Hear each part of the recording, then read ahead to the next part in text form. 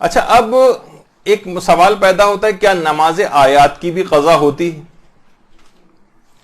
اچھا اب دیکھیے اس میں اکثر یہ ہوتا ہے کہ ظاہر ہے ویسے تو نماز آیات کی قضا ہوگی، مثلا کوئی شخص چاند گرہن سورج گرہن اس کے سامنے ہو رہا ہے اور وہ گناہ کرتے ہوئے نہ پڑے اس کو، تو اس کی قضا کرنی پڑے گی۔ البتہ اگر کسی شخص کو گہن کا علم نہ ہو،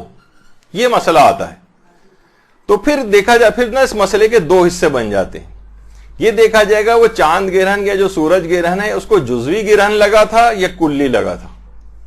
اگر جزوی گرہن لگا تھا اور اس کو علم نہ ہو سکا،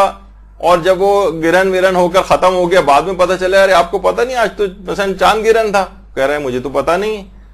تو ایسے شخص پر نماز آیات کی قضا کرنی واجب نہیں، کیونکہ جزوی گرہن تھا۔ جزوی گرہن والے کو نماز آیات کی قضا کرنی واجب نہیں ہوتی۔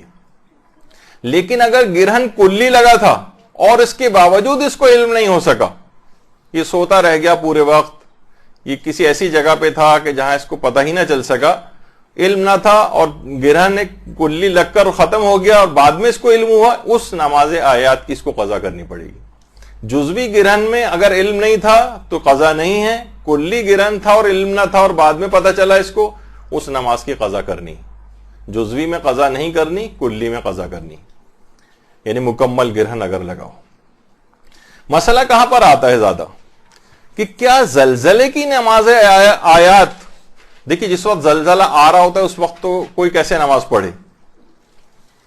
تو ظاہر ہے کہ اچھا جب زلزلہ آ کر جب ختم ہوگا تبھی انسان عام طور پر پڑھ سکے گا نماز۔ کچھ علماء کا تو یہ نظریہ ہے، بلکہ زیادہ تر علماء کا ہے سوائے آغا سیستانی کے، کہ زلزلے کی جو نماز آیات ہے نا یہ کبھی قضا نہیں ہوتی، اور احتیاط واجب یہ ہے کہ بعد میں بھی کبھی بھی اس کو پڑھ سکے، اس کو پڑھنا ضروری۔ یعنی یہ نہیں سوچ سکتا کہ بھائی اب تو 1 گھنٹہ گزر گیا، 2 گھنٹے گزر گئے، 5 دن گزر گئے زلزلے کو آئے ہوئے، نہیں، اس کو اگر اس نے نہیں پڑھی ہے تو احتیاط واجب یہ ہے کہ اس کی قضا انجام دے۔ آغا سیستانی فرماتے ہیں کہ اگر زیادہ دیر نہیں گزری، یعنی جو زلزلہ آیا اس سے بہت متصل یہ نماز پڑھ لینی چاہیے، بہت قریب، ایک لحاظ سے بس یہ سمجھیں کہ 10 منٹ کے اندر 10 منٹ کے اندر بہت ہی قریب اس زلزلے سے نماز پڑھ لی جائے تو پڑھنی واجب ہے۔ لیکن اگر یہ بالفرض گناہ کرتے ہوئے گھبراہٹ میں کسی وجہ سے نہ پڑھے اور اتنا ٹائم گزر جائے، سیٹل ڈاؤن ہوتے ہوتے آدھا گھنٹہ لگ گیا، 1 گھنٹہ لگ گیا، اب اس پر زلزلے کی نماز آیات کی قضا واجب نہیں ہے،